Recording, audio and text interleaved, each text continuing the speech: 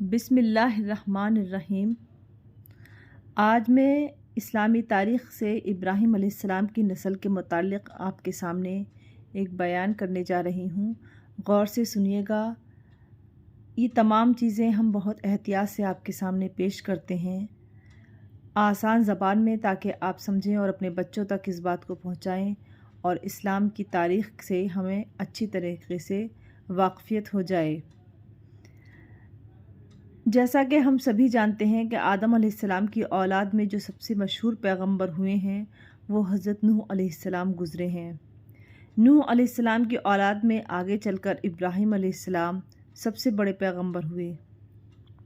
یہ عراق کے ملک میں پیدا ہوئے اور وہیں پلے بڑھے اور جوان ہوئے۔ اس وقت عراق کے لوگ چاند، سورج اور ستاروں کی پوجا کرتے تھے۔ جب حضرت ابراہیم علیہ السلام تھوڑے بڑے ہوئے اور انہوں نے دل میں غور کیا کہ کیا واقعی یہ ستارے خدا ہو سکتے ہیں،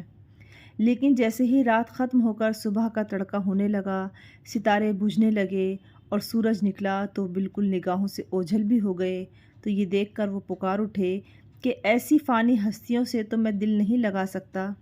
یہ تو میرا خدا نہیں ہو سکتا۔ پھر انہوں نے سوچا کہ سورج اتنا روشن ہے، شاید یہ خدا ہوگا، لیکن رات آئی تو سورج بھی بجھ گیا اور چاند پر نظر پڑی تو خیال ہوا کہ شاید اس کی روشنی میں خدا کا جلوہ ہو۔ لیکن صبح ہوتے ہوتے چاند بھی آخرکار ڈوب گیا تو بے ساختہ پکار اٹھے کہ میرے پروردگار نے اگر مجھے راہ نہ دکھائی ہوتی تو مجھے سچائی کا راستہ کبھی نہ مل پاتا۔ اب خیال یہ ہوا کہ اچھا، اگر یہ ہمارے دیوتا نہیں ہو سکتے تو پھر ہمارا دیوتا کون ہے؟ اسی سے اندازہ ہوتا ہے کہ اللہ رب العزت نے ہر انسان کے اندر سوچنے اور شعور کا مادہ رکھا ہے کہ وہ صحیح اور غلط کو خود سوچ سکتا ہے۔ کچھ لوگ کہتے ہیں کہ ہم تک اچھی باتیں، اچھی چیزیں نہیں پہنچائی گئیں، اس لیے ہم غلط راستوں پر ہیں، تو یہ ان کا بالکل کہنا غلط ہے، کیونکہ اللہ تعالیٰ نے صحیح اور غلط کی پہچان انسان کے اندر خود رکھی ہے۔ اس طرح سے حضرت ابراہیم علیہ السلام نے سمجھ گئے کہ ان کا پروردگار ان تمام چھوٹی چھوٹی چیزوں سے کوئی بہت بڑی چیز ہے۔ آخر میں وہ پھر پکار اٹھے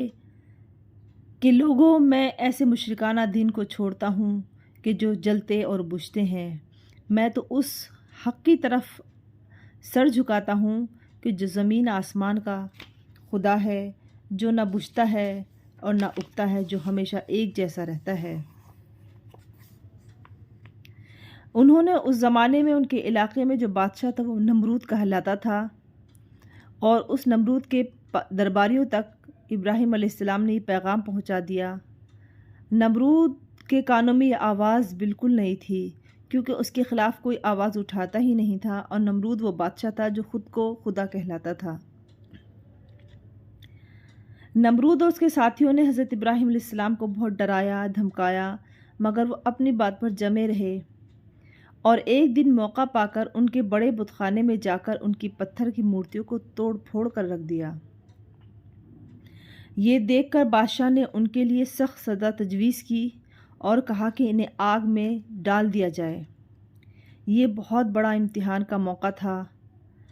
مگر ابراہیم علیہ السلام کی ثابت قدمی دیکھیے کہ وہ ذرا بھی نہ ڈرے، نہ گھبرائے،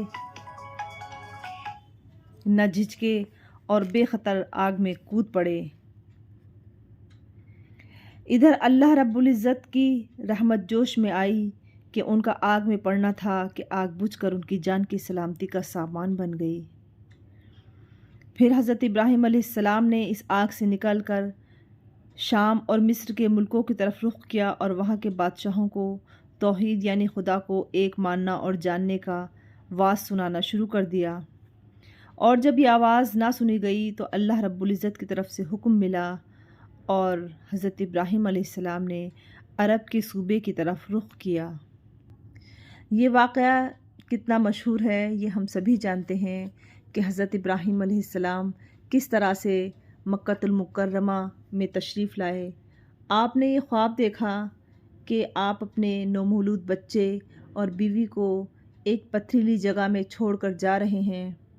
آپ نے اپنی بیوی سے بیان کیا، ان کی بیوی برضا و رغبت تیار ہو گئیں، اور آپ ملک عراق سے اپنی بیوی حضرت حاجرہ علیہ السلام اور اپنے شیرخوار یعنی دودھ پیتے بچے حضرت اسماعیل علیہ السلام کو لے کر مکۃ المکرمہ کی پتھریلی زمین پر لے آئے اور وہاں چھوڑ کر چلے گئے،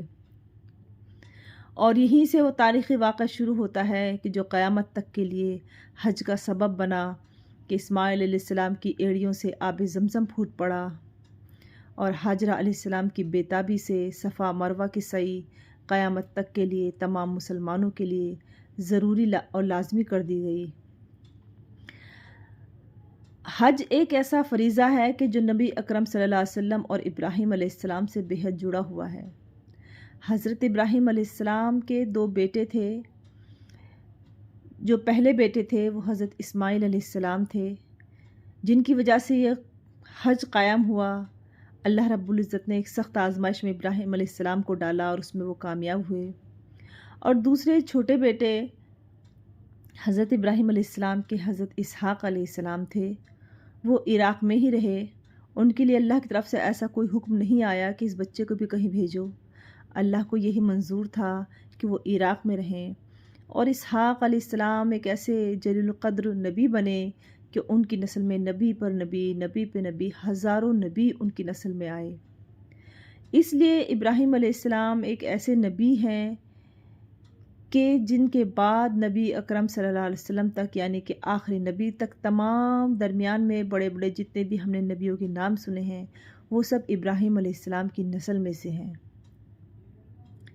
اللہ رب العزت سے دعا ہے کہ ہمیں اسلام کی تاریخ کو سمجھنے کی توفیق عطا فرمائے، غور کرنے کی توفیق عطا فرمائے، اور اس بات کی توفیق